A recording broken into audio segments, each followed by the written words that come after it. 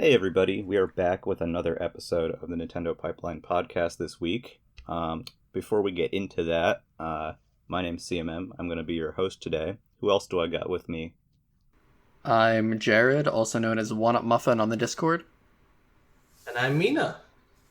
Who's also Mina, yes. Yeah. And today, we've got a very special guest. Would you like to introduce yourself? G'day everyone. It's Shpeshal Nick. Feel free to call me Nick from the XboxEra Discord, but I'm also in the Nintendo Era Discord with the same name. Happy to be on. Thanks for having me. Yeah, thanks for being here. Thank you. We're very glad to have you. The most, the amazing Nintendo Xbox crossover episode. It's This was happened. the deal. This was the rumored deal. This was it. Yeah, this is the acquisition. Yeah. Why do you think Phil Spencer's Switch was on? He had a Switch on his shelf for this. That's right. right. It was for this. That's right. That's exactly right. It just so happens that XboxEra bought Metroid instead of Kirby. It's time. But yeah, that's what we're talking about today. We're going through the 2D Metroid games and a little bit of Prime in celebration of the upcoming release of Metroid Dread, which is going to be out in October. We're all pretty stoked for it. Yes. So let's kick it off. We're going to go in story order today just because that's fun. And so, yeah, the first Metroid is on the Famicom and NES, just Metroid, or if you've played the remake Zero Mission on Game Boy Advance. A very interesting game. Who here is familiar with and has played the original Metroid? Only little dabs. I've tried it many times through like virtual console stuff, but never have committed to it. No. I'm too spoiled for NES games, for an NES Metroid with no map. I'm too spoiled. So yeah, I feel like Nick has just destroyed this game for some reason. I don't know why. Oh, look, I mean, the people that know me know that I grew up as a Sega fanboy. My exposure to Nintendo was through my best mate. So he was the Nintendo guy and I was the Sega guy. So my cousin also had a NES. So anytime I'd go to her house, I'd play Punch-Out, I'd play Metroid. Zelda 2 was the first Zelda I played. I didn't play the first one. Zelda, and I loved Zelda 2, and then I found out years later that everyone hates it, and I thought it was an awesome game. Yeah, we talked about that a little bit on an episode where everyone's like, man, Zelda 2, and I was like the one person who was like, yeah, Zelda 2. I loved Zelda 2. I thought it was awesome. So that was my exposure to Metroid. So I played it at my cousin's place. I played it at my best mate's house. I loved it. I thought it was great. Did you ever... Didn't beat it, admittedly. I was going to say, did you ever beat it? Yeah, I didn't end up beating it. Because I never got that sort of time to sit down and... Because that's a long game. Yeah, yeah. I mean, that's the thing about Metroid 1 is that it's the kind of game that you would buy back then that, like, you can only buy one game. You get Metroid, and it's going to keep you busy for a very long time. For a while. Yeah. For ages. Yeah, I mean... Especially, like, exploring that world, again, without a map, right? Yeah. So it's like, I cannot even imagine doing that, and I imagine, back in the 80s, like, I imagine playing this game, it's like, oh, man, like, you really have to remember where this is and that is, and what you gotta have your graph paper there. It's funny, like, I think now, and there's games that I used to play, and I go back and play some old games, and I'm like, how the hell did I beat this back then? I have no idea how I beat these old games, because a lot of them are like balls hard, and it's just like, how the hell did I do this? How did anyone ever do this, Oh, man. Free time and dedication gets you a long way, though. But not only that, some games, I mean, obviously games back then, in most cases, didn't have save states. Yeah. I know Nintendo introduced a lot of the password... sort of the password system where each new stage you'd get a password to go back to it later. Yeah. But even then, you'd still be effectively starting at the start, even if you got halfway through the level. Yeah. And And it's incredible to think that we were playing games back then without save states. I'm like, Jesus Christ, how the hell did we waste our time like that? Especially these exploration-heavy games, right? Yeah. These exploration-heavy games with, like, really hard combat, right, too? So it's like, oh my god, how did people get through these? I know. It's a lot of people nowadays are very down on the original Metroid. I think it's special. It definitely has this difficulty and intensity to it that not all of the sequels have. And it being mapless is something I think is actually really cool about it, because it is very alien, and you can, draw your own map, on graph paper and stuff, just like Zelda, same thing. I think there's a lost appreciation for that now, but it is super cool. And I mean, you have the main Metroid cast is introduced here. Samus, obviously the Metroids themselves, Mother Brain, Ridley, and Kraid. And Kraid is a little tiny boy. They're both tiny boys, actually. Even Ridley is pretty small. Yeah, right? he's pretty tiny. Ridley's like just like an inch taller than Samus. Yeah, and I mean, like, we're gonna have a live debate here how to say the planet's name, but Zebes, whatever you'd like to call it. Zebes. How is it spelled again? I said Zebes. Zebes. Yeah, I'd call it I'd call that Zebes. Yeah. Zebes. Zebes, Zebes. All of the above. All of the above. Yeah. I've obviously an iconic location that was, it's in Smash Bros. It's in the Metroid sequels. Brinstar and Norfair and Torian are very iconic locations. You have your Ice Beam and Wave Beam, which that game you can't have them both at the same time. Mm-hmm. Same with 2. Yeah, it's which is interesting because you need the Ice Beam to finish the game. But lots of cool stuff there, and then of course everyone will always mention the ending because surprise, Samus is a girl. Whoa! Oh boy! But the thing about that game, if you recall, is every time you die, regardless of what energy tanks or whatever you have, you start at 30 health. Oh jeez. And yeah, that's the part that hurts a little bit. Like, even if you just started at 99, it would be okay. But 30, there's those rooms in that game specifically made for grinding health with the continuously respawning enemies and stuff. Yeah. Now I know some people have mostly played Metroid 1 through Zero Mission, which is that game's remake on the Game Boy Advance. I imagine you all have some thoughts on that. Oh man, Metroid Zero Mission is excellent. Like, I played it a little bit after I played Super Metroid. I played Super Metroid first. Right? But so first off, right off the bat, you notice, oh my god, this controls so fluidly, right? Arguably the best Metroid has ever controlled, at least in a 2D environment, until Dread, maybe, hopefully. Yeah. But yeah, like, it's so fluid. It just feels great to play, right?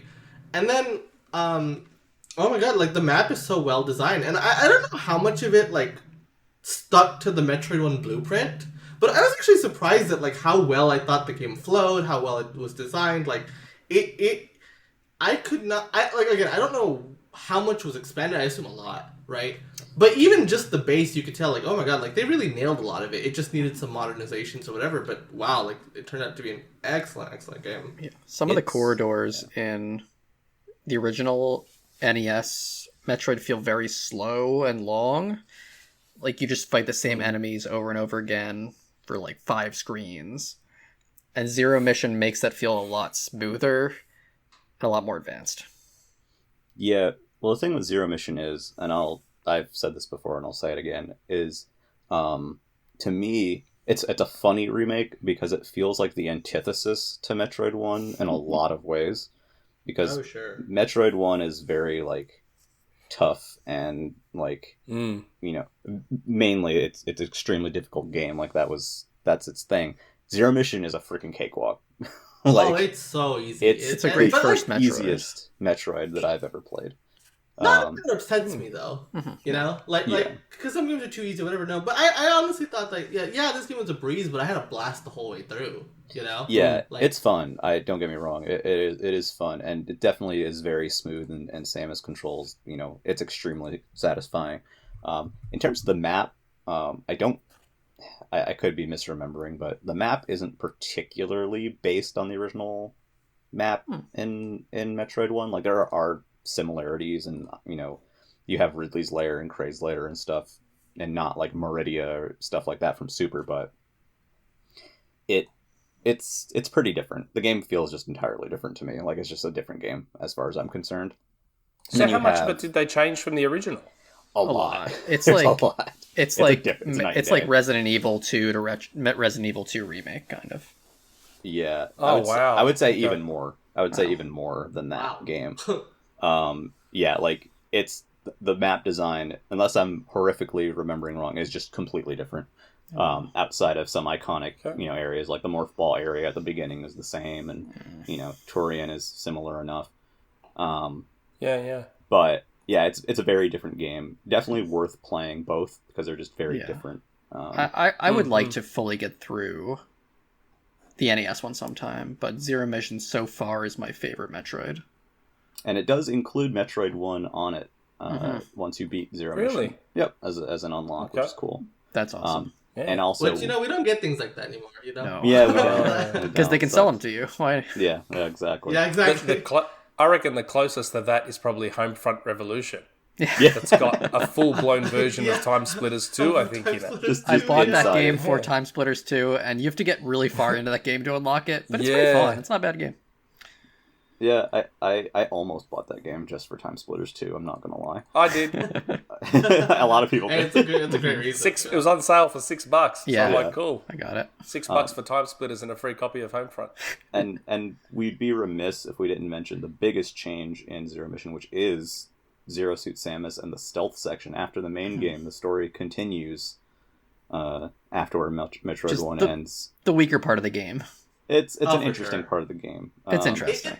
It's interesting, but like my brain almost like thinks of it as a wholly separate thing because it does feel like a little post game extra rather than like why it's definitely not why I like this game.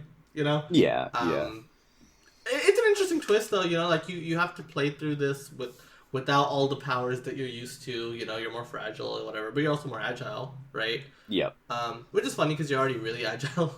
Mission, but whatever. It's definitely a different experience. I still don't really know how I feel about it all this time later. I used to very much not like it. Now I'm like, yeah, this is fine. But it's kind of weird, like, you have your stun gun or whatever, and otherwise enemies just, you get hit by an enemy once or twice and you're done. Yeah. Which is the only part of the game I feel like actually feels threatening to me. Oh, sure. However, if you want to play Metroid Zero Mission and it not be a cakewalk, play it on hard mode. It will shit on you. I'm just going to say, it will. Definitely recommended. So after Metroid 1 and Zero Mission, we get into the Prime series, which we wanted to talk about a little bit. They all take place before Metroid 2. I believe the order is Metroid Prime 1, Hunters 2, 3, and I guess if you want to talk about Federation Force 2, that's after 3. And what about Pinball? Pinball is the canon version of Prime 1. I was just about to say, what about Pinball? Pinball is my favorite Prime game, not even lying. So good. It's so Pinball good. is so good. So I know, Nick, you in particular have played a lot of the Prime series. You're very big on the Prime games. What makes them so special to you?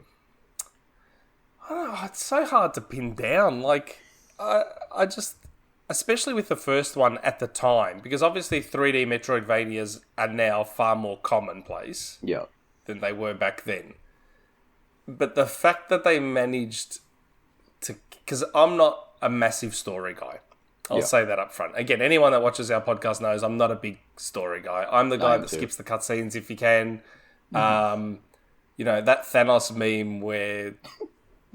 he's like, I don't even know who you are. That's me. I skip the cutscenes and have no idea what's going on.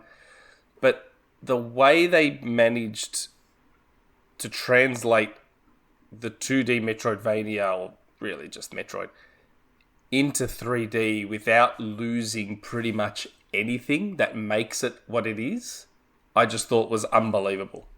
Yeah, It was just... That is just ridiculous, right? Because you went from a 2D side scroller to a 3D first person. These games are nothing alike on the surface, and yet they captured the spirit of Metroid so phenomenally with Metroid Prime. Yeah, unbelievable. Yeah, and like not for nothing too, but like at the time, Retro was a new studio. Obviously, it had some talent from other studios, but it was still very much a new studio, so people were very skeptical, and that it was in first person, people were like extremely skeptical. It's easy to forget now because it's been around so long and people love it, but like at the time when that game was announced, people were like hugely controversial. It ended up being a great choice in terms of immersion. Yeah. I mean, remember when Metroid Prime was supposed to be a Halo killer or something? I remember hearing that all the time. Like that's the most ridiculous thing I've ever heard. But it was a risk, right? It was a huge risk to try something like that, and crazy that it worked out. Yeah, and it worked. And it worked out so well. I mean, I would argue Metroid Prime is like the best game of that generation. You could say other games, whatever, but to me, like it's Metroid Prime. It's up there. Yeah, it's definitely one of my favorite games ever. Else. I have always sucked at Metroid Prime because I'm garbage at first-person navigation. And the thing with Prime is that the way the map system is, it's like the big colored blob, and then you're an arrow, and the arrow is like a big colored blob. So I'm like spinning this thing around, like trying to see like where I am, and it just looks like blobs together. Oh, I love the map. I feel like it's really helpful. Some people love it. My brain was just like, what is happening? Just everything about it though was unbelievable. Yeah, just seeing the levels for the first time, and when you can, I have to go back to it again to remember, but like the first time you see Samus's reflection in your visor, when everything fogs up, and the cool effects they had on the charge. Those effects are so cool. Smoke. I'd love a full blown remake of that, not a remaster, but a full-blown remake. That's interesting. Yeah, I've never thought of that before. Especially when you have a Last of Us remake or whatever. Coming maybe. Metroid Prime is what, 2003? I want to say. Might be 2, something like that. Yeah, it's like 2 or 3. It's nearly 20 years. It's approaching 20 years, which is I mean, God, so that came out the year after Halo did. Wow. That's weird to think about. And you can tell they did not see the Halo controls by the time that game came out. Yeah, it controls very different from Halo, But there's a reason for that, though. Yeah. No, it makes sense. I know, I know when I first started playing it, it was jarring that it didn't play like Halo did. Like, it really took some adjustment. Yeah. But once you got into it, it's sort of like, I mean, even now Skyward Sword, like... Yeah. I keep going to rotate the camera with the right stick, just instinctively. Yeah. And I've just got to force myself to hold down the bumper. To rotate the camera. Not only did they nail it with Prime 1, it spawned two major sequels. Prime 2 is a very different and very wild game. Prime 3 was basically the example for how first person shooters would be controlled on Wii. Those games are also very cool in their own way. 2 is weird. I know you have thoughts on that, Nick. I wasn't as fond of 2. It's still a good game, don't get me wrong. I just wasn't as fond of it as I was the first one, and then to a lesser extent 3. 3 was still amazing. I loved 3. Yeah. But Prime is very close to perfection. Yeah. It really is. It truly is. Yeah, that's why I'd love for them to remake that one. And proper remake, not just HD it up or anything like that. I want ground up, totally rebuild it for the Switch, whatever. I reckon that would be amazing. But with Echoes, I don't know, something about the whole switching between the two worlds thing. It just, I don't know, something about it just didn't sit properly with me when I was playing it. Yeah, it was definitely like during a time where like the dual world thing was especially prevalent. Like going Nintendo on, loves it.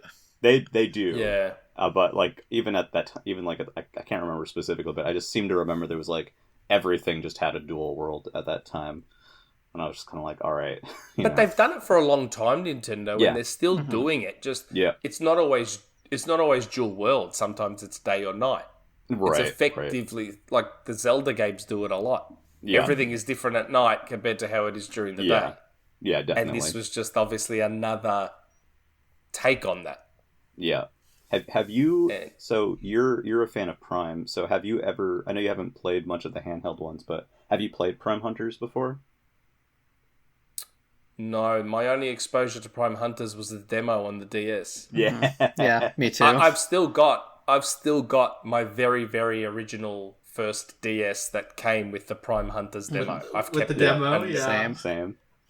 And it was good. Again, awkward. Like it felt weird controlling it with the stylus hand crampy, like that. but but it was okay. Looked great. I have a strange affection for games like that. Like, one of my favorite games of all time is Kid Icarus Uprising, which, does not have a standard control scheme in the slightest. No. No, not at all. And, and Metroid Prime Hunters is a very similar way, and I actually liked controlling it. Yes, it's awkward, especially on a DS, right? But I don't know, I found it interesting, being able to just... that game was really made for the thumb strap that the DS came with. Yes. I think I lost mine. I have no idea where that is. You really needed to use that thing, because controlling it otherwise is a little hard. I remember using that thumb strap trying to play Mario 64 DS with the virtual analog stick, and I was like, no, we're done. D-pad it is. But it's a shame that there's a lot of Nintendo games that are just sort of forgotten about like that because of those awkward control schemes. Yeah. Like, I feel like those games deserve another shot with modern control schemes, and Resident Evil 2 Remake is an example of that. Like, Resident Evil 2, don't get me wrong, it was a popular game back then, but look at the success the remake has had by modernizing everything. Yeah. And I feel like Icarus Uprising, because I've got that as well, and again, it's super awkward to play. I'd love for a game like that to get a second chance with modern controls. Yeah, even with like IR gyro controls would be a lot a lot more comfortable. Yeah. Yeah, for sure. And speaking of, so Metroid Prime 3 was a pointer to aim, and so I always sucked at controlling first-person games. A lot of people know how I cannot do like dual stick to save my life. So Metroid Prime thankfully didn't have dual stick, so I was able to do that a bit. But being able to point in Prime 3, and like I loved the grapple lasso too on the left hand. It was just so with much the nunchuck, fun. Yeah. That's awesome. That game is super neat and visceral to me for that reason. And then we got the trilogy, which is awesome. And then, the trilogy just retrofits that Prime 3 control scheme to the originals, right? And it worked really well, surprisingly. Like, I actually really like. To me, the Wii version is actually my preferred way to play. Yeah, same. So it'd be more natural. Yeah. Yeah, for sure. Yeah. And though there is something about playing that game with the GameCube controller that just feels right, though. Like it's just like it just feels at home. It's like playing like Resident Evil 4 on the GameCube. That controller just feels really nice for it. Some games. It's a great controller though. It's fantastic. But I genuinely do prefer the Wii Remote and Nunchuck controls for Metroid Prime. Like I think they're just a lot more fluid. It just controls better, honestly. And so that's the way I play when I go back and play Metroid Prime 1. That's the way I play. Yeah, when I was saying a little bit before we recorded, I had my wisdom teeth out right before Prime 3 came out. It was like the week before Prime 3 came out. It was also right before school was about to start again. And so I'm trying to play Prime 3, and I've got ice, on, my face while, trying to hold the Wii remote. But it was dreadful. that was a horrible week. But once I was like in my normal, able to do it again, it was a good time. And that Metroid Prime Trilogy is one of the few times that Nintendo has really done like a major high value compilation. That's significant, and that's on Wii U as well, which is how a lot of people played it, because the initial run of Prime Trilogy was not particularly large. Oh no, like that thing, if you did not get it at launch, you feel regret, because those things were so hard to come by for a while. Oh. Yeah. And you know what? Now that we're talking about it, I'm going to check eBay. Right now, you're like... I want to check eBay. In the US, GameStop did end up selling a second print, and what the second print actually was used copies marked as new in standard cases. Oh, wow. That's so funny. They did that with Xenoblade as well. They're selling, like eBay Australia, copies of Metroid Prime Trilogy are selling for $140. Yeah, that's... 160, 150, wow. It's okay, you don't need Metroid Prime Trilogy because we have Metroid Prime Pinball. That's That's right. That game is super tight. That's fantastic. Don't want to spend too much time on it, but that game deserves the mention. It is a 2D Metroid, in a way. Yeah. It's a great game. Yeah, it's just it's great feeling pinball. That's all I gotta say. So I guess before go ahead. I was just gonna say I got Trilogy on the Wii U because when I couldn't get it on the Wii, I was like, as soon as it came out on the Wii U, I bought it straight away. Yeah, a lot of people did. And of course, I don't know if you even want me to mention this, but there's obviously the rumored Switch. Yeah. We've been waiting. Oh man, sitting here like I'll buy it again. Game, like, I'll do it. There's so many different rumors floating around about that game. Like, I know that I had been told by a couple of different people that it's like they're just sitting on it and it's just there, it's ready. They're just holding on to it for whatever reason, which is, I don't know. I feel like that's starting to look a bit silly, I guess. Like, this year's the anniversary. If they were going to release it and they're just sitting on it, wouldn't you just release it now? Like, you would think, right? Like, because, but I guess the rationale, if we're going to continue believing in Metroid Prime Trilogy, and I don't know if I do or not, it's hard, right? But, Dread is coming this year. Maybe they don't want to take focus away from Dread, right? And what everyone keeps saying is, maybe they want to release it closer to 4, and who knows, maybe 4 is really far off. That's what I think. And so that makes sense, right? So when Prime 4 shows up again, maybe they'll give it a year, and then they'll be like, also, by the way, Metro Prime Trilogy, this thing is out in 2 months, whenever they're ready to show Prime 4. I don't know when that is. Next year, 2 years, who knows? But well, that's the thing. With Dread coming out this year, it would probably make more sense to release the trilogy as a primer, pardon the pun, as a primer for Metroid Prime 4. Yeah. Right. So they release the trilogy, I don't know, a few months before 4's due to release, and then say, okay, go through the first 3, and then 4's ready to go. And then you're ready for 4. Yeah. And on that note, there is one Prime game we didn't talk about, which is Federation Force. I don't know who here has played Federation Force. Only Blast Ball. Same, only Blast Ball for me too. Is that DS Federation? Yeah, it's 3DS. 3DS. 3DS. Okay. It's like the squad-based, like. Do you know if the Blast Ball servers are still up? Yes. I would be surprised if they are. I don't think they are, but I don't That's know. sad. The Steel Diver Sub Wars servers were still up last time I checked. Yeah, that game's cool. I don't care what anyone says. We'll do a Steel Diver episode later. Yeah, we'll do that. We'll do that some other time. So that's Metroid Prime. It all takes place before Metroid 2, if we're going story-wise. All 3 of them. So funny. Yeah, all 3 and of Hunters. them, and probably 4. That's so fun. Yeah, probably 4. Yeah, like they make it. I guess it's so that way, because to be honest, nothing really important happens in Metroid 1 besides just introducing you to the world, right? Yep. And then so doing it between 1 and 2 is like a convenient. You can have so many stories happen between 1 and 2. Yeah. Because 2 makes it a point where you're killing all the Metroids, and then that makes it harder to follow up. Yeah. And as we'll get into, which 2, I guess we can talk about Metroid 2. Yeah, 2 is an interesting game. So 2 was on the Game Boy. I dig this game actually. I like it. I played about 60% of it or so. Yeah. So what? Yeah, I'm curious. What do you think about it playing it currently? I think it holds up a lot better than Metroid 1. It feels more modern. Like you can duck in this game. You can duck and shoot. It just feels a little better. There's still no map, but because it's a more linear world, you don't need a map quite as much. Yeah, that Makes sense. that game is interesting because that game just gives you power-ups like immediately. Like it just Yeah. throws them at you.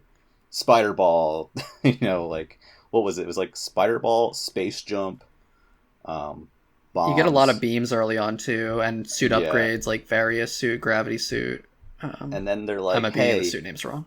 you like missile packs? Well, this room has 4 of them in it." Yeah, that's great. Yeah, Like, you will have 'cause you so need many them. missiles. yeah, Yeah, you because need them to every kill enemy needs Metroid. missiles. Yeah, and that game is very interesting and has a very unique atmosphere.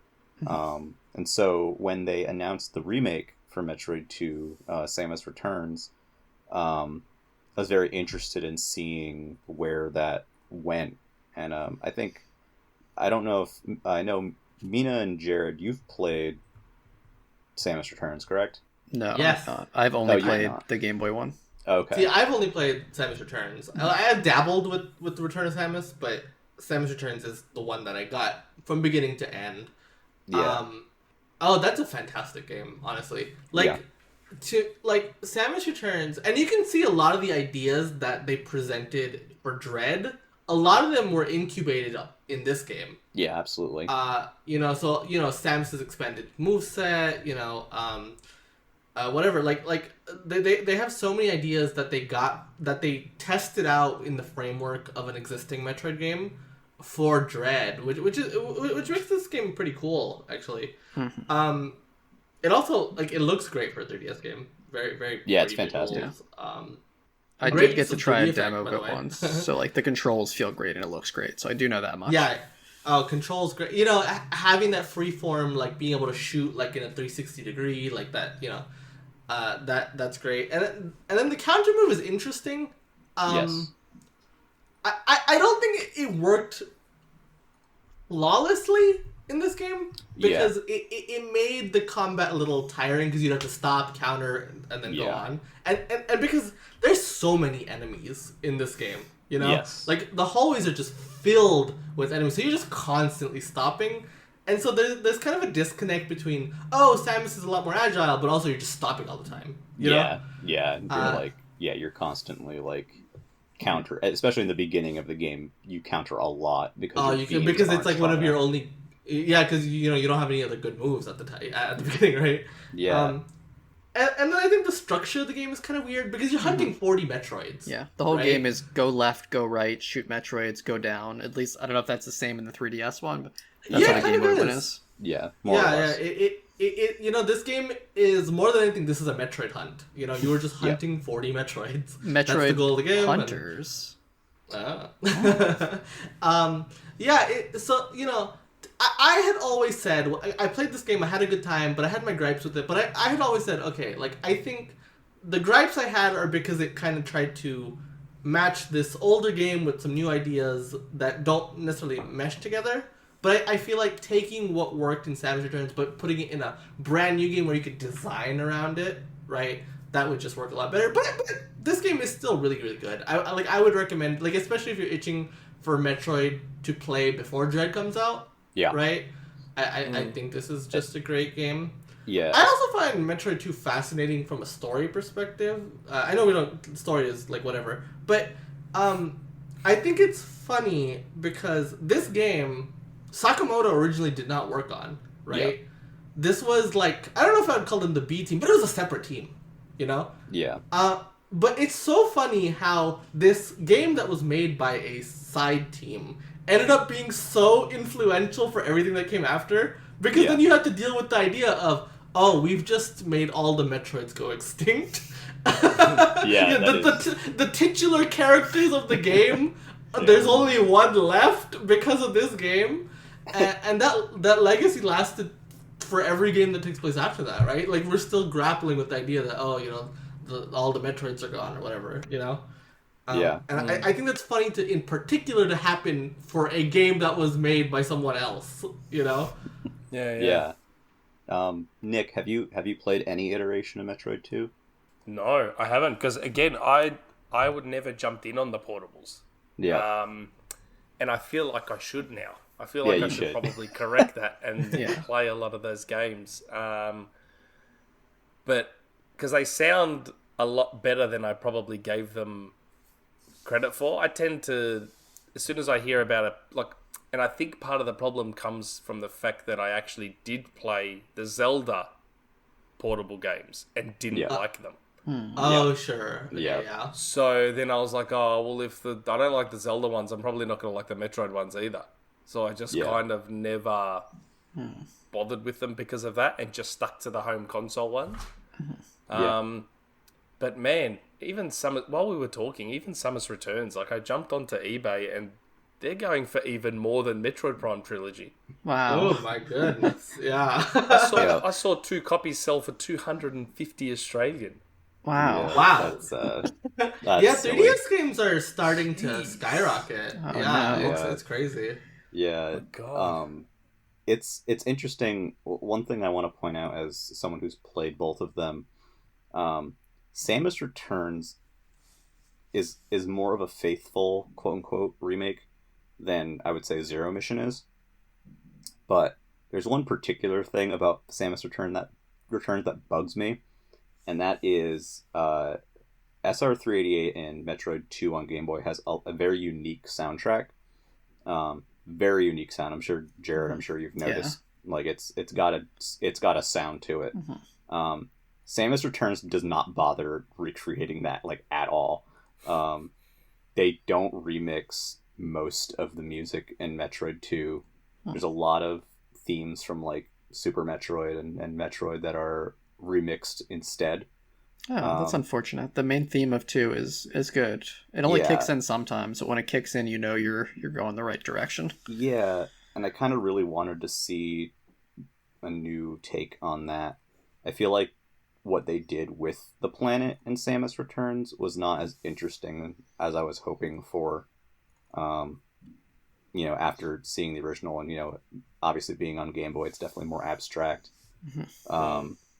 And, there's other things like they added some new boss battles and stuff like that. One other thing, too, is that in the original Metroid 2, the Spider Ball, in Samus Returns, there are these, like, gooey surfaces that you cannot roll onto.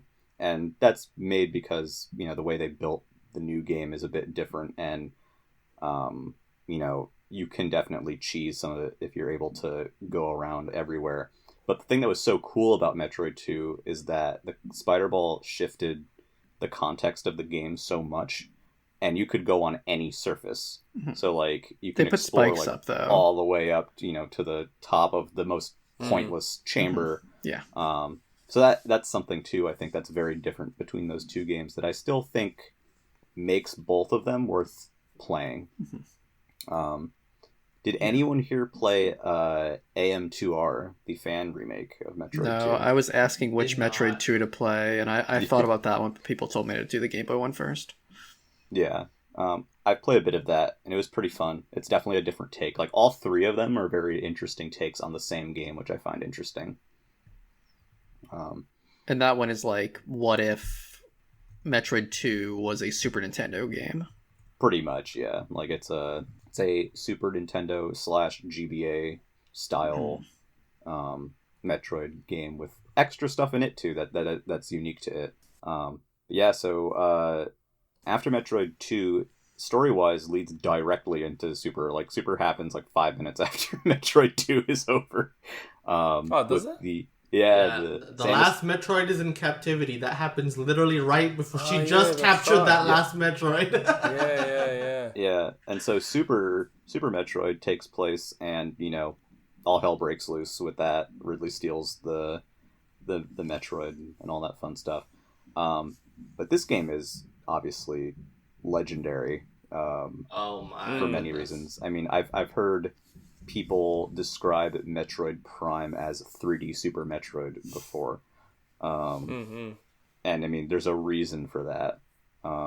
What was your guys' first experience with Super Metroid?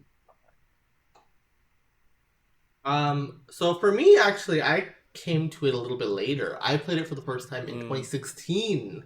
Oh, wow. Yeah, I know. Awful, right? But it took me it was on the 3DS Virtual Console, and I was like, you know what, I need to play this game. Like, it's so lauded. I just have to. But I'm telling you, playing it for the first time, even in 2016, my mind was blown. I was like, this game just holds up super well. Like, sure, the controls are not perfect according to modern standards or whatever, right? But I think, I mean, first of all, you can see where like the influence of all the later Metroid games came from them. This establishes really what Metroid is, and then on the other hand, I just think that the way the world is designed in this game, like, all of the progression happens simply through exploration, right? Nothing else, and which I think which makes Metroid unique even amongst Metroidvanias, right? Because it's not level ups, it's not stats, it is just you explore the map, you find things, it helps you explore the map more, right? And that's the case for the games we just mentioned. But I think Super Metroid, that world is so well designed, I think that world is so well designed and so interesting to explore. Like, I could not put that game down, Yeah, it's so extremely well defined, and it's the second game that takes place on Zebes, and it expands the content of that world significantly with new areas. You even go to some places that are in Metroid 1 in Super, like Destroyed Turian is the main example. I remember when I was young, it was a Toys R Us town over, and I went there and my mom let me pick one game, and it was either Mega Man X or it was Super Metroid. And as a kid, I chose Mega Man X, which was absolutely the right decision because I was way too stupid as a kid to play through Super Metroid. But I ended up finally playing it years later on Wii Virtual Console. I mean, that game is stunning. Absolutely an audio-visual masterpiece before I say anything else about it. So what year did you first play Super Metroid? That would probably make it like 2007. It was definitely, yeah, it was definitely like, it was 2007 or 2008. Whenever it came out on Virtual Console, I bought it immediately. And it's wild. It's the first Metroid game with a map, series wise, which is significant. Set the basis for a lot of Metroidvania map systems that followed it. And just, that game is wild. The one thing I will say is that whereas Metroid 1 is more maze-like and alien with like fake floors and fake walls, and that kind of thing, Super Metroid isn't quite like that. It doesn't feel as alien to me, and I think it's a bit easier than that game. So like, there's a part of it that I kind of wish was just a little bit more intense. But overall, I mean, that game is no slouch. I mean, I'm sure people have. I've died plenty of times playing Super Metroid, so. But I think it's interesting because I hear sometimes from people who played Metroid 1 and 2 when they were new. That when they went to Super Metroid, that they found Super Metroid a disappointment because it wasn't as much of a gauntlet, I guess, as the originals were. So it took less time to clear. And I've heard that about Link to the Past actually versus Zelda 1 and 2, which I find interesting as well. That's another story. But what about you, Nick? What was your first experience with Super Metroid? Yeah, and that's the thing. It's funny hearing you say that you played it, like both of you played it so recently. Like, I played Super Metroid far closer to when it came out because, again, my best friend had a Super Nintendo, so anytime I'd go there, I'd play games. And I remember really liking Super Metroid a lot. Yeah. And Metroidvanias are probably, for me, top 3 genre in video games, for me. Oh, yeah. Yeah. Be they 2D or 3D. I've become very fond of 3D Metroidvanias, especially after Prime. I'm going to say something possibly a bit controversial now and maybe even sacrilegious, but I found, for me, that Super Metroid didn't age the best. I tried playing it again. I tried playing it again fairly recently, like in the last 5 years or so, and I was surprised. Like I thought I'd like it way more than I did. Playing through it again. I don't know what it was about it. I don't know if it's because I've played so many more modern Metroidvanias since I first played Super Metroid, and maybe just Do you things think it have was the changed controls? Do you think it was primarily the controls that made you feel that way? No, I don't think it was, because I've gone back to Metroid 1 and still had a bit of fun with it. I don't think it was the controls. I think it's...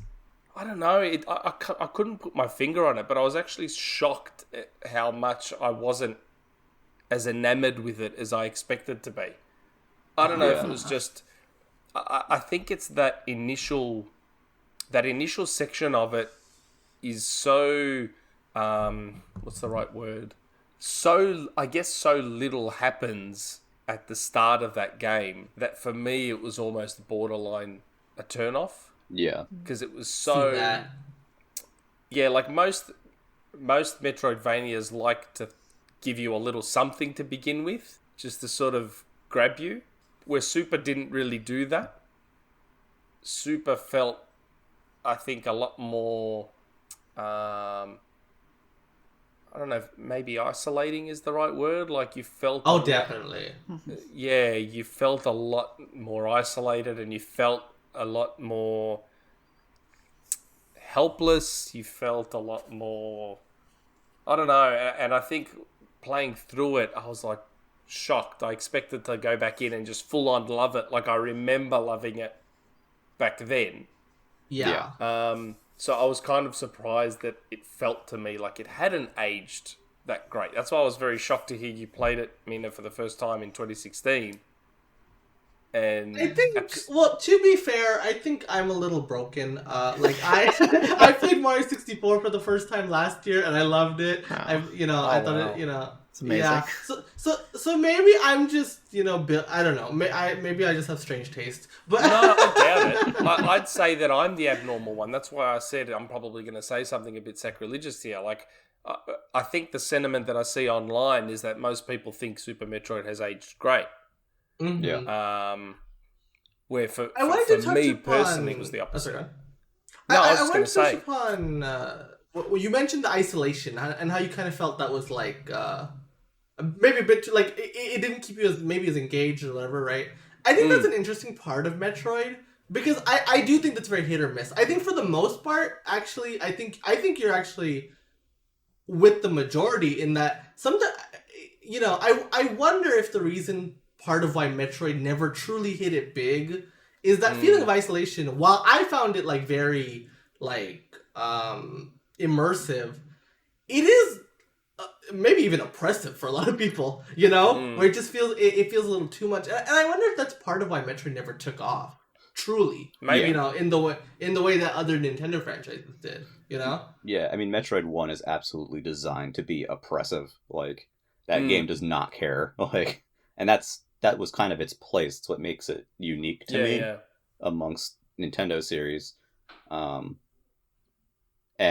Metroid, Super Metroid, it doesn't feel as oppressive to me.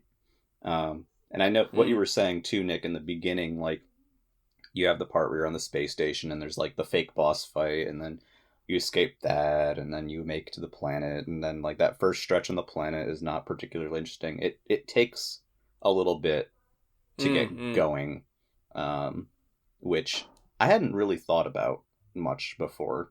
And I mean, I've played Super Metroid a million times. I've watched friends speedrun Super Metroid a million times. Think I've seen more Super Metroid than I'd ever want to see in my life at this point, but I hadn't thought of it like that. That's interesting. My Super Metroid... Oh, sorry, go on. I was gonna say, like, you touched on speedrunning, man. This game is like speedrunning, like legend, right? So many people love to speedrun this game. It's a mainstay at like every speedrunning event known to man, right? Yeah. I was never a speedrunner, but it is fascinating just how much of this game you can break, right? Oh yeah. And it makes it. I think there's a reason that this is one of the most popular speedrunning games in the world, right? Is because it is just so fascinating to see people just demolish this game and go in ways that you never even thought of, right? And the way that this game is designed, there's so many ways to do that, Yeah. That just makes it a lot of fun. I want to touch on that, but before that, Jared, what was your Super Metroid experience like? Yeah, so I think I'm kind of in the middle ground camp. I had first played it on original hardware on Super Nintendo, but I think it was after I played Zero Mission. I'm not sure, but I played about half of it on there, but didn't finish it until the Switch, until it was on Switch Online, and I think it holds up pretty. Oh, go on. No, just saying. Oh yeah, I think it holds up pretty well.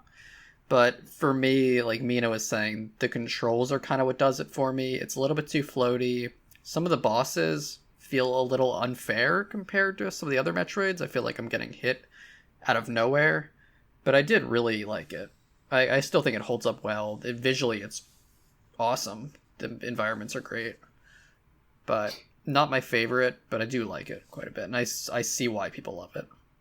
Yeah, the default control scheme for Super Metroid is bad. Like, you need to remap the controls when you play that game. Like, X is shoot, think what, A is jump, B is run, and Y is, like, cancel. Like, yeah, the controls are not great. Yeah. It's a weird default layout. When you edit it a little bit, it's fine enough. The Game Boy Advance one's kind of, by necessity, sort of streamline that a bit. But Wait, they put Super Metroid on the Game Boy Advance? no, I mean, like when Fusion and Zero Mission. Okay. The sequels. Okay, I was like, wait a second. I didn't know Yeah, that. Okay, yeah. but yeah. Well, the original definitely wasn't it? Yeah, they did put the original on Game Boy Advance. Yeah. Yeah, Yeah. they did. Yeah. Yeah, there was the classic NES version. Yeah. There was the unlock in Zero Mission, and there was also the unlock in Metroid Prime when you linked Metroid Fusion to it after beating it, I believe. Oh wait, They had, like, seriously? Oh, that's Yeah, if great. you connect the GameCube Game Boy Advance thing, once you beat Fusion, I forget which one it is. One of them is like one way you beat Fusion, and I think you get NES Metroid, and then the other one is if you beat Metroid Prime and you connect Fusion, you get the Fusion suit for Metroid Prime. Which Oh, man. that suit is I never utilized any of that stuff. yeah, that stuff is fun. It's weird. It's like that weird, little stuff. I had the link cable as well, and I had the Game Boy player. I had all of that for my GameCube and everything, and I never utilized any of that stuff. Yeah, I remember being really excited to unlock Metroid 1 and Metroid Prime after beating Fusion, because I didn't have a cart of that growing up. So my first exposure to Metroid 1 was through Metroid Prime. Oh wow, that's amazing. Wow. Yeah. Jeez. That's weird but- to hear stuff like that. Yeah. I'm so old.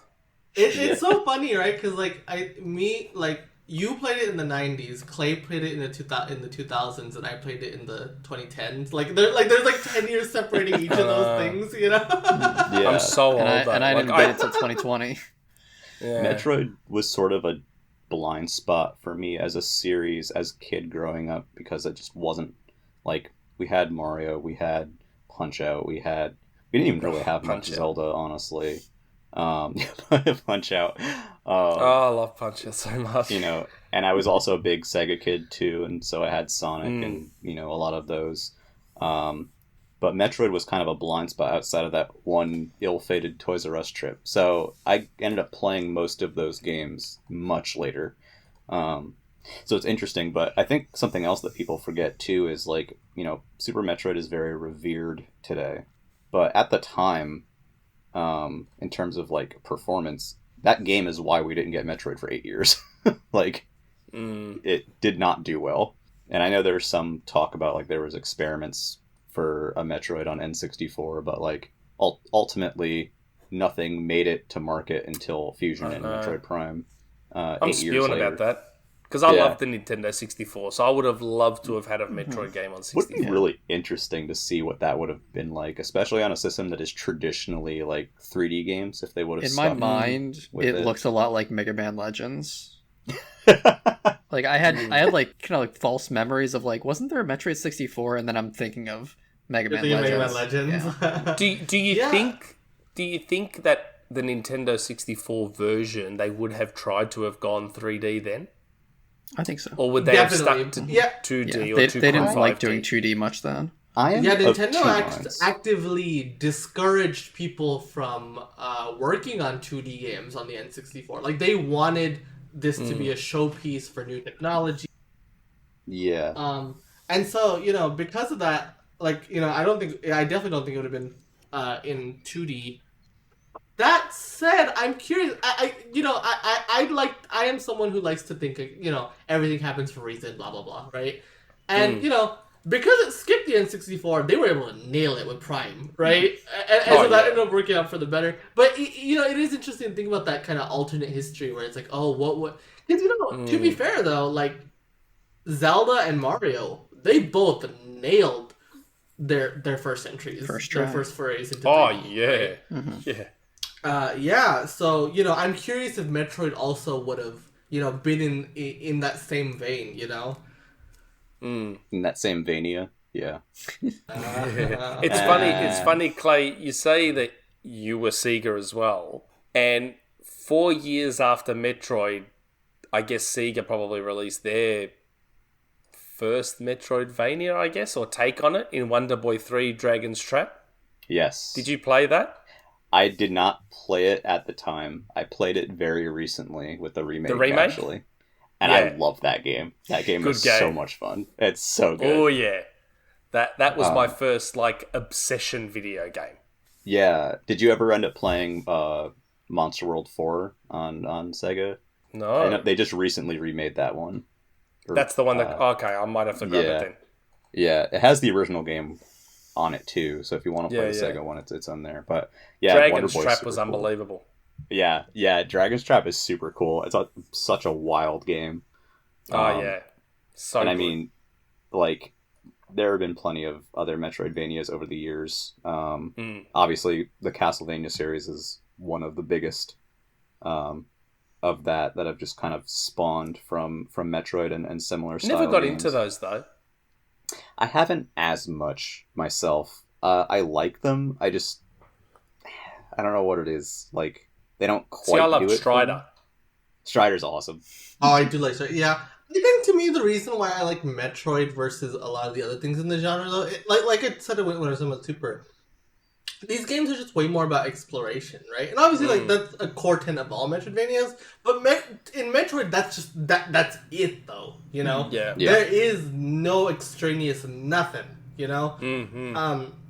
And not many games really try to do that. I feel like a lot of Metroidvanias try to ape more Symphony of the Night. They have stats, they have level ups, they have whatever.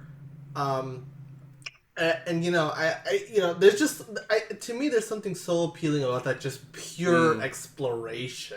100%. Yeah. So, that's why I love Prime so much. Yeah, Prime very much. That's the main reason. And of Metroid the modern maps. of the modern Metroidvanias, that's the reason I loved. What was that one that Epic published? Shadow Complex. Oh yeah. Mm-hmm. That to me felt like the closest thing to a proper Metroid game at the time. Yeah, I remember hearing that a lot. You haven't played it? I haven't played it. I still have not played Shadow Complex. Oh, no, you have to. Yeah. You have to play Shadow Complex. Unbelievable Metroidvania. And it is. It's all exploration. And it's all about discovering hidden walls and tons of backtracking, but not in a bad... I don't say that in a bad way.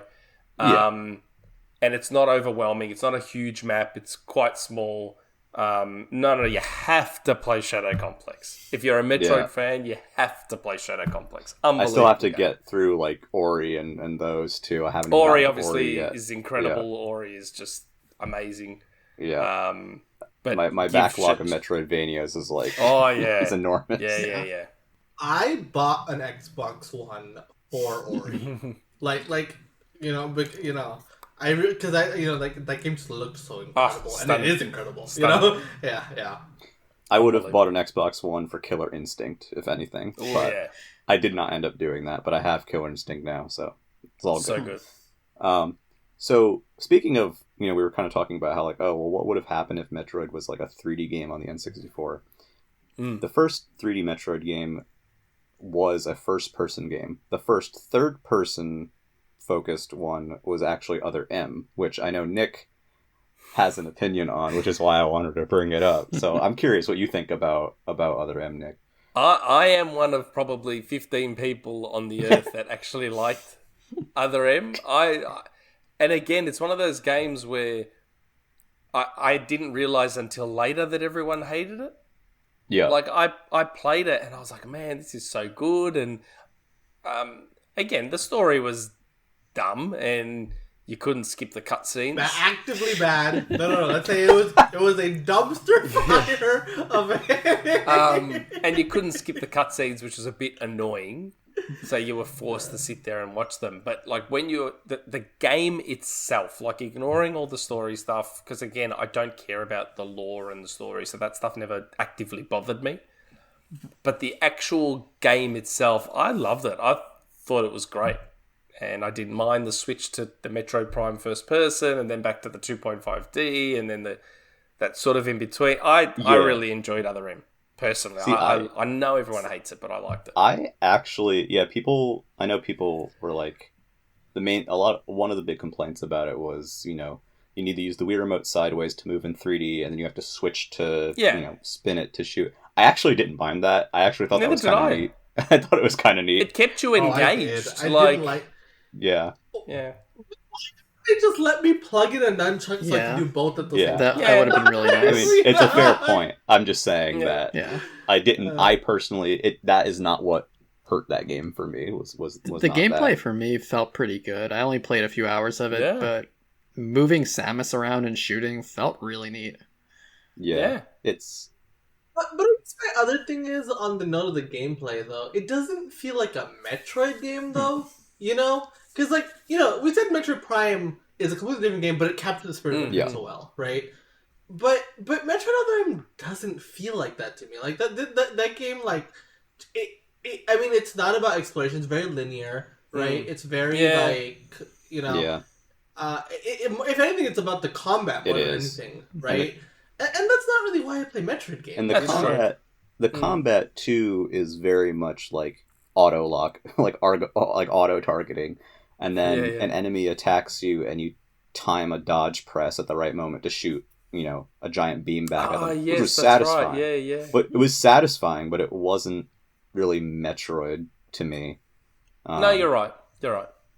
But I like talking about that one because everyone gets mad whenever anyone brings it up. It's like the worst. You can never bring that game up if you're talking about Metroid. I understand that sentiment though. Like I understand that. It's sort of like Banjo Nuts and Bolts. Yeah. It's Banjo Nuts and Bolts is actually a pretty good game on its own, as its own thing, but it's not Banjo 3. Yeah.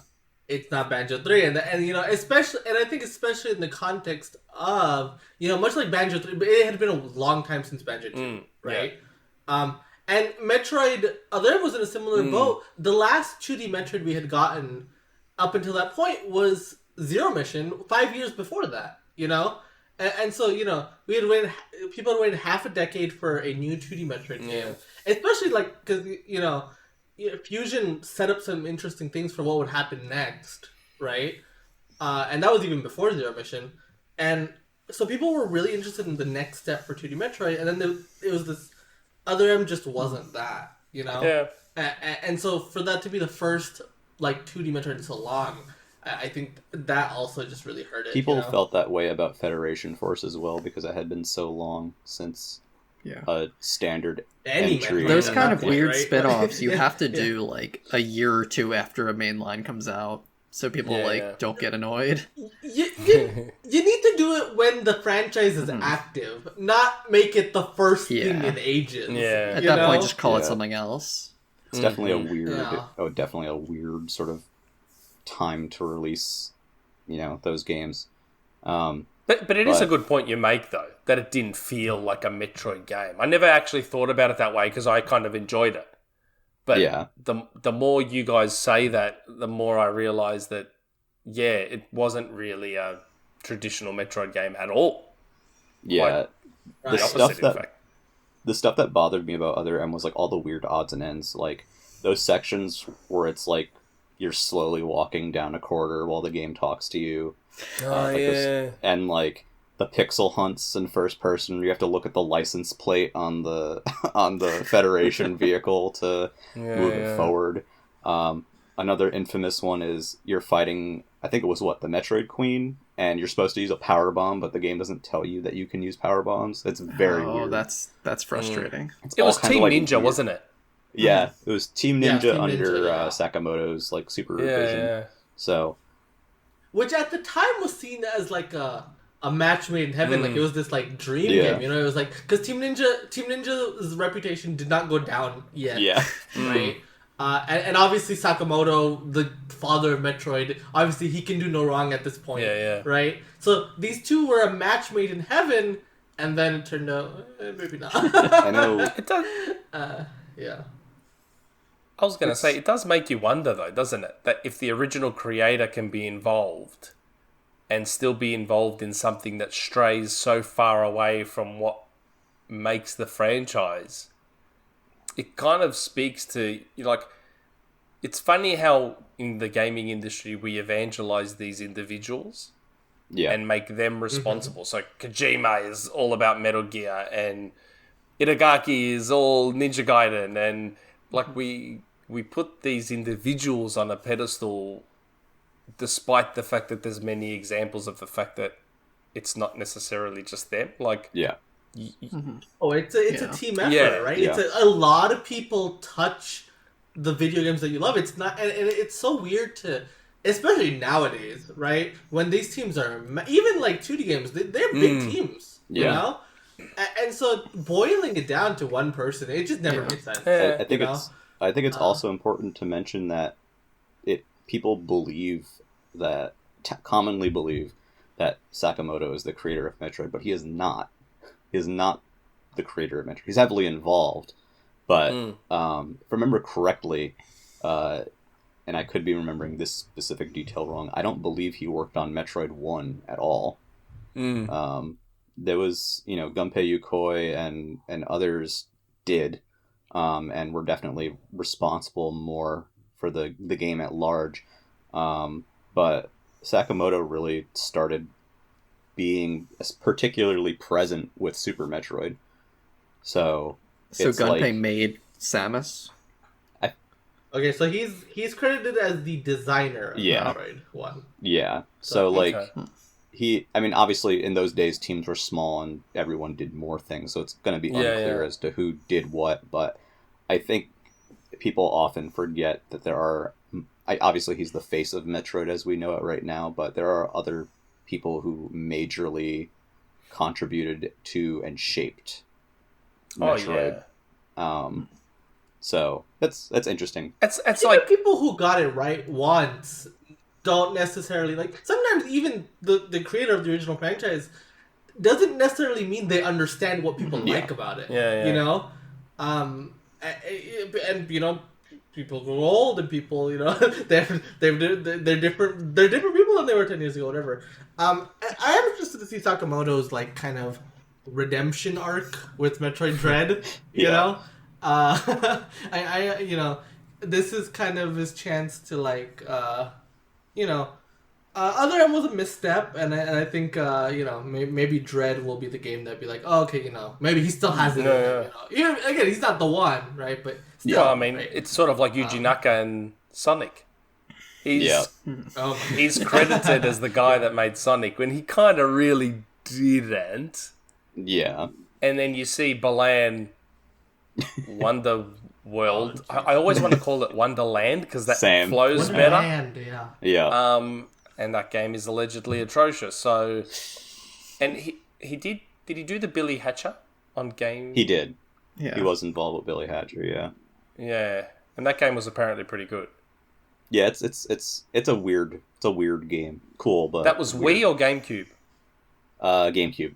That was a GameCube GameCube. exclusive, Okay. if I remember correctly, except for the PC port it got, which I'm guessing probably wasn't good because Sega PC ports at that time were not good. Yeah, that was the era of PC ports being abysmal. Yeah.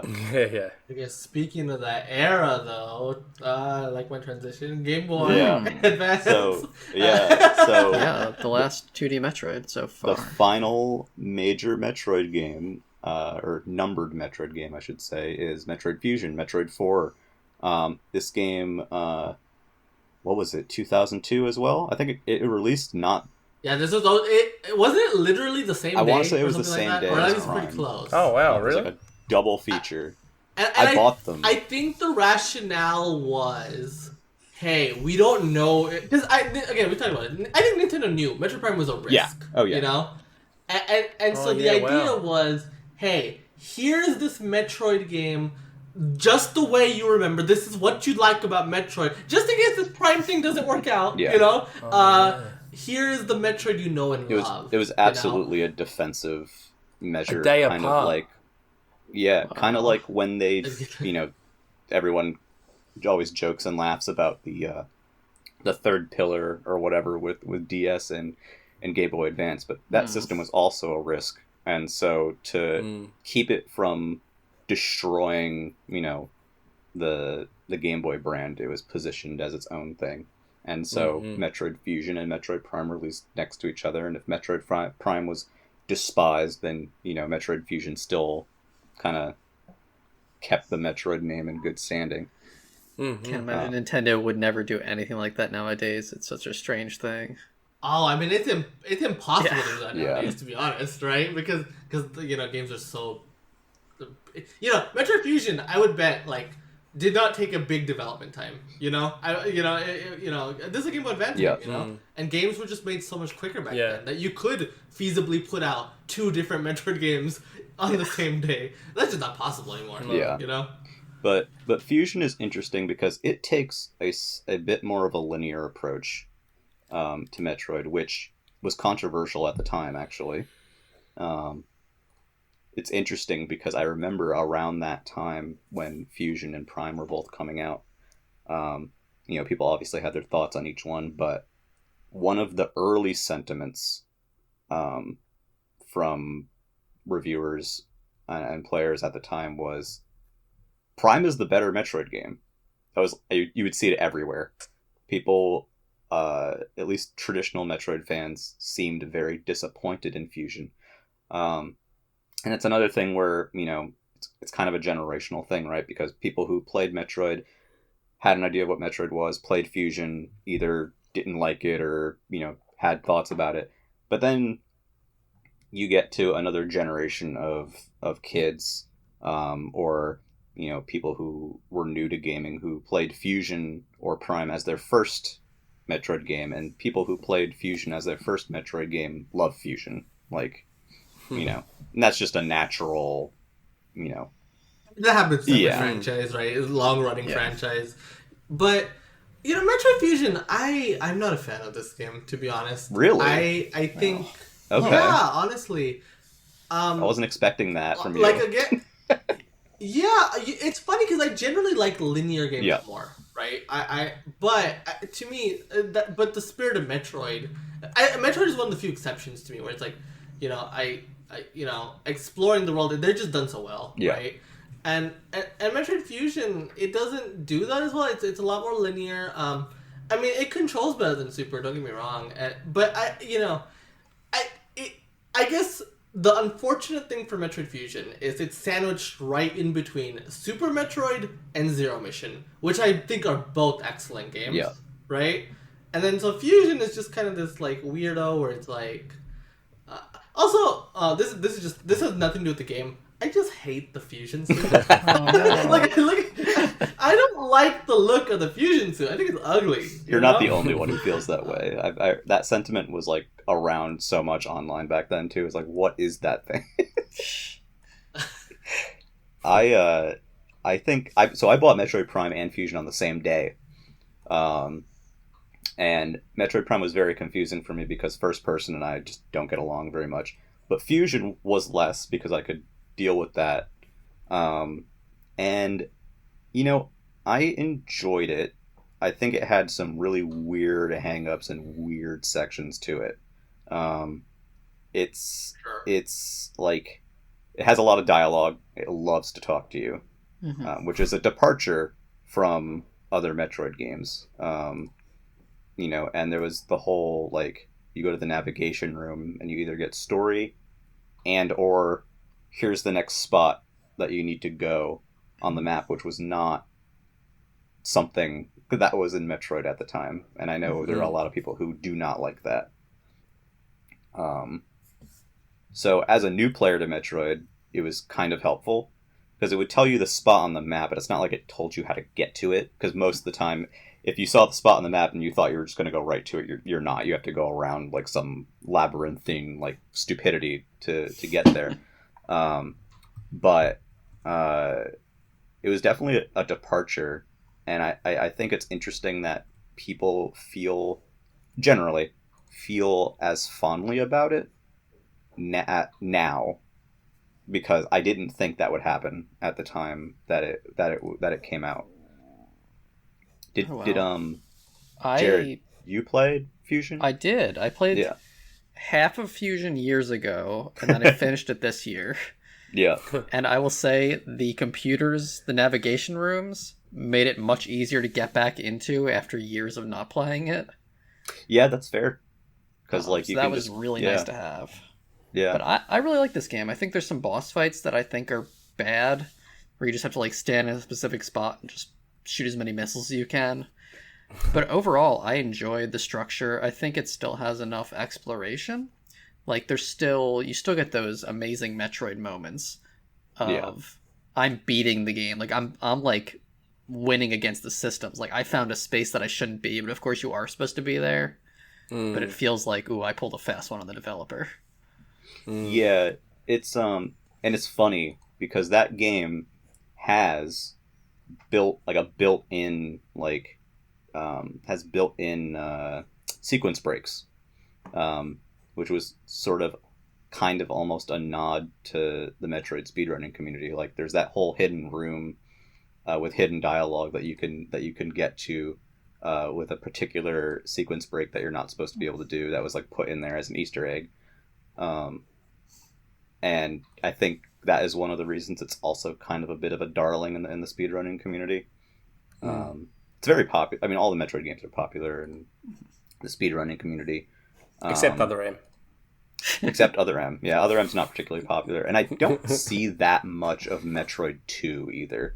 I see it sometimes, but I don't see it. And that's just me anecdotally. But Super, obviously, we talked about earlier, is just super popular. Fusion is very popular. Zero Mission is very popular. Samus Returns isn't as popular, but it does have a base behind it, and it's a very interesting. It's definitely different. I would say that one's more linear than 2 is more linear than Fusion.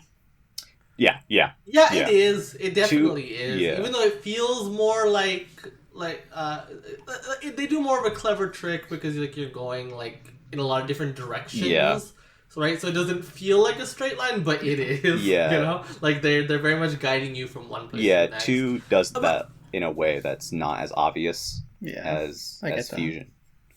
And something that was carried to Fusion that we didn't mention in Zero Mission also has the navigation points. It's just with the Chozo statues instead, where they're like, "Go here," and everyone's kind of like, But these games, in addition to being, loved by enthusiasts, they're speedrun darlings. They're also randomizer darlings. If any of you have ever played Metroid Prime Randomizer, that is a very popular subdivision. Can you explain what randomizers are? Yeah, definitely. I saw Nick's face like, what? Yeah, I'm like, wow. Yeah. So randomizer basically, at its most basic level, will randomize the item locations throughout the map. So the screw attack will not be where the screw attack usually is. There'll be a missile pack there instead, and you don't know what is where. So you have to explore the map and find items that way. Now, obviously, a game like Metroid Prime, you're supposed to find certain items first because that's just how the progression works. So the randomizer also has a built-in logic where you can kind of set based on your experience level with Metroid Prime and with like some of the glitches and tricks that you might need to get to certain items, what your kind of level is, so that you will not be like trapped if like by an item seed generation. So there's a lot of people who play and run Metroid Prime randomizer seeds all the time. I have a good friend who is extremely into Metroid Prime and was actually pretty much the main developer of the Metroid Prime 1 randomizer for a very long time. And he does Metroid Prime 1 randomizer. There's Metroid Prime 2 randomizer, which I've seen a lot of, where you're like, you get a seed where you'll get the screw attack, like, the second item in the game. And, there's bosses that, you're not supposed to have the screw attack and it'll just murder them instantly. Like weird stuff like that. So if you enjoy Metroid, particularly, I know it's particularly done with Metroid Prime 1 and 2, as well as Super, and I know there's a decent bit of Zero Mission as well for randomizers. You can definitely check that community out online, and I know some of those even let you create planned seeds for other people, so you can be like, I'm gonna put every item in the worst possible spot and send it to my friend so he can suffer for 3 hours. But it's so fascinating because Metroid games are very much a big part of the randomizer. Like, I don't know if I want to say community, but there's ones for other games too. Like Ocarina of Time is very popular, Link to the Past, Zelda 1, but Metroid games are kind of like the backbone, I would say, of that community. So yeah, I mean, if you guys like Metroid Prime and you want more of it, like a remixed Metroid Prime, that's a good way to do it. Okay. But yeah, Fusion, in regards to Fusion, it's just a very weird game. I don't know if anyone else has any thoughts on that who's played it. I need to play it. Yeah, you do. Yeah, I would still recommend playing absolutely. it. It's great. I like it a lot. But Nick, I like it more than these two. I am begging you to play Zero Mission, though, Nick. You've got to play Zero Mission. But Fusion is interesting too, and I think it ultimately is still a good game. But in a lot of ways, funnily, it does, like in hindsight, it does feel like a precursor to Other M. Yeah. Yeah, with Adam. Yeah, especially with Adam. Yeah. But even like the linear design and all that, and then like the characterization of Samus, like a lot, like you can feel like a lot of the stuff that Other M ended up being. It does get its start here, and I guess I didn't you don't realize it. I don't think people realized the path it was going down at the time. I guess, but there's definitely like a link there, which is interesting in hindsight. Yeah, the joke is that Other M is just worse Fusion. And yeah, right. I don't really disagree with that. Fusion has the 6 sectors on the spaceship. Other M has a more boring spaceship with 3 sections. I remember at the time of Fusion, I was super stoked because the first area of Fusion is a recreation of SR388, and that world had never been in color before or expanded on, like in Super Metroid. And then you might, if you're familiar with Fusion, you may be not surprised to find out why I was disappointed with a certain aspect of that game's ending. But yeah, it's technically, despite being back out in 2002, it's the most recent Metroid game canonically, timeline-wise, which is why getting a Metroid 5 now is... I love that they call it Metroid 5. Yeah, they knew what they were doing. Absolutely. Yeah. Oh, yeah. They want you to know this, we're finally doing what we had teased so long ago. When did we first hear rumors of Dread? It was ages ago, wasn't it? It was forever long ago. Time. It was literally... It was like the year after Samus Returns, I think. Well, no. Well, Metroid Dread in particular, right? Like, this is a game that has been murmured since around the DS era. Yeah. It's wild. And it's funny because I never knew. It was hard to tell if it was like urban legend or like an actual thing, because no one seemed to be like 100% one way or another. You know, there was definitely official teases by Nintendo, and there was like small like snippets of, but it was never like a announced like Metroid Dread. Yeah. Right. And then when E3 came around, Sakamoto was just straight up like, "Hey, not only did we try this once on the DS, we also tried it twice. a second time." Wow. Yeah. And so, this has been in the incubator for so long. Obviously, this iteration of it hasn't been in development since 2017-ish, whenever Samus Returns wrapped up, right? But there's been ideas for Metroid Dread that have been, for over a decade, you know? I said it at the time, but it's so funny. Metroid Dread was a Year of Dreams type of announcement, you know? Like this long lost project, you know, not too dissimilar to like when The Last Guardian got re-announced or Final Fantasy VII Remake, you know? It's like, yeah, this was one of those like, it really did feel like urban legend. Like, wasn't it supposed to be like a cancelled DS game? Yeah. Yeah, so it was supposed to be a DS game, and then Sakamoto straight up said recently on the Switch, he's like, yeah, like the hardware at the time just could not fit the idea, like it was not powerful enough for the ideas that I had about it, which I guess now we know is the Emmys like chasing you throughout the map, right? That just couldn't work on the DS, like. It just was not. So that is what they're doing. They're doing the full-on stalker thing. Yeah, I guess so. Yeah. You have to be in the areas though. There's Emmy zone. Yeah. But it's not like throughout the map, but it is like it's like certain segments of the map, like an Emmy will come stalk you.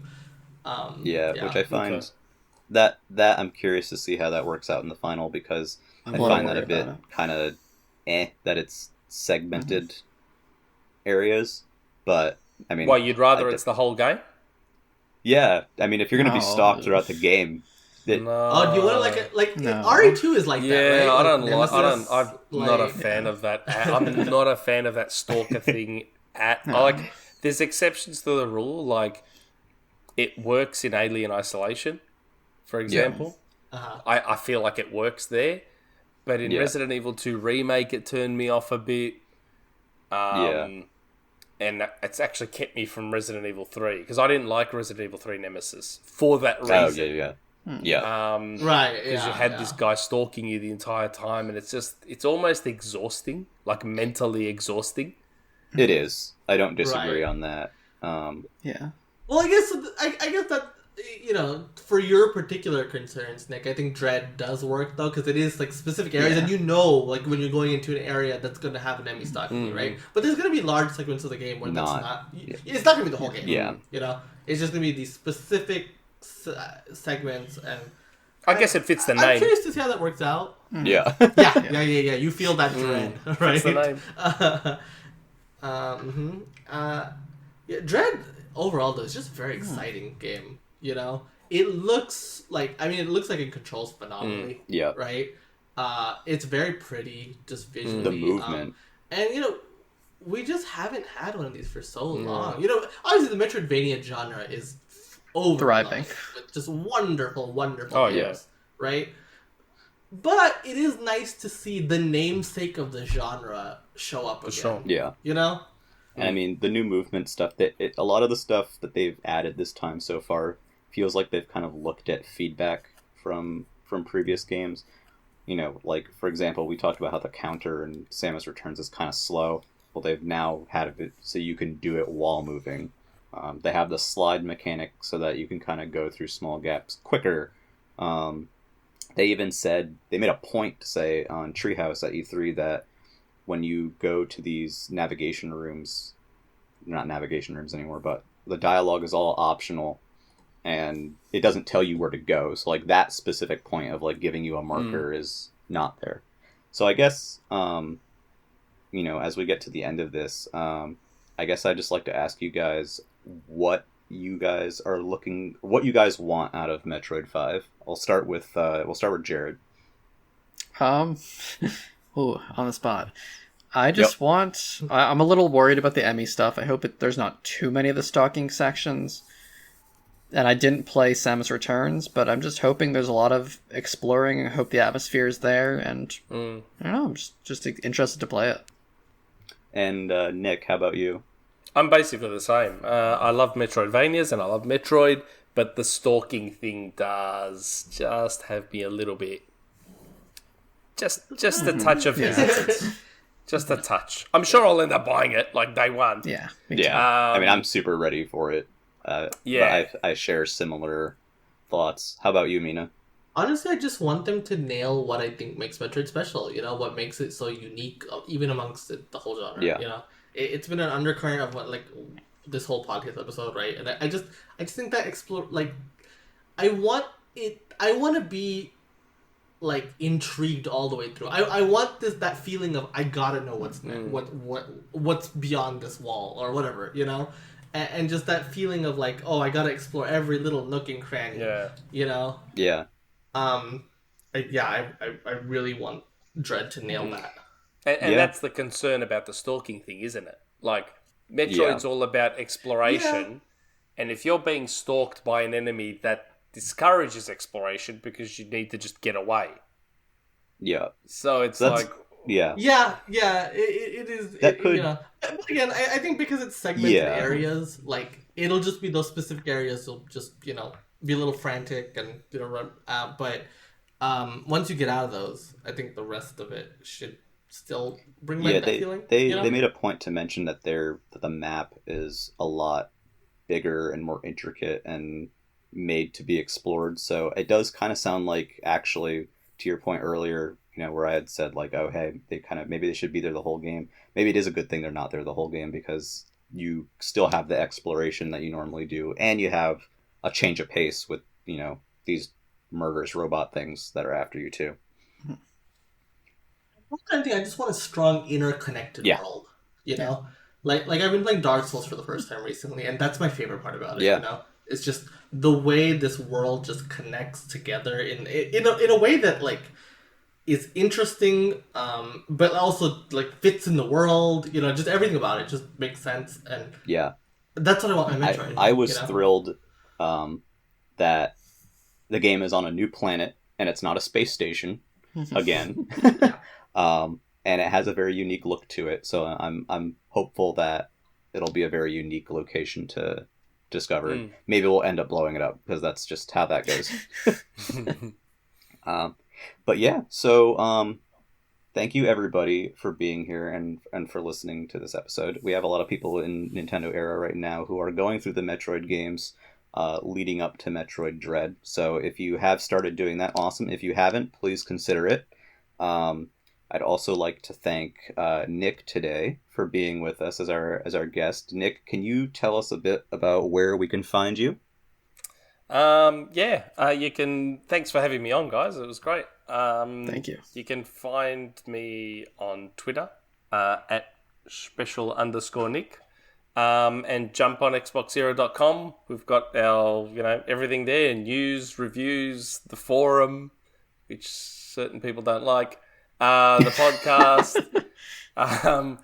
So yeah, catch us there. And yeah, it's been great. Thanks heaps for having me on. Yeah, thank you. Thanks for being with us. Xbox Era is very, very well developed and has a lot of cool stuff. So definitely check them out. Yeah, a lot of people put in a lot of hard work. Oh God, yeah, absolutely. Nick actually just got done doing the Xbox Era podcast. Yes, just finished the podcast. There was I reckon there would have been about a half-hour break between the two podcasts. Yeah. Yeah, he's been like running a marathon. And then lastly, as for us, you can find our articles and some of that fun content on nintendoera.wordpress.com.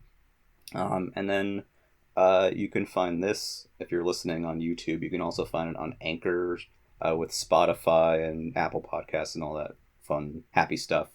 And yeah, there is a Discord link on the website as well if you want to come in, hop in, join, talk about Metroid, yell about Other M, whatever you want to do. So yeah, that's going to wrap it up for this week. Thanks everybody again, and we will see you next time. Bye-bye. Ciao for now.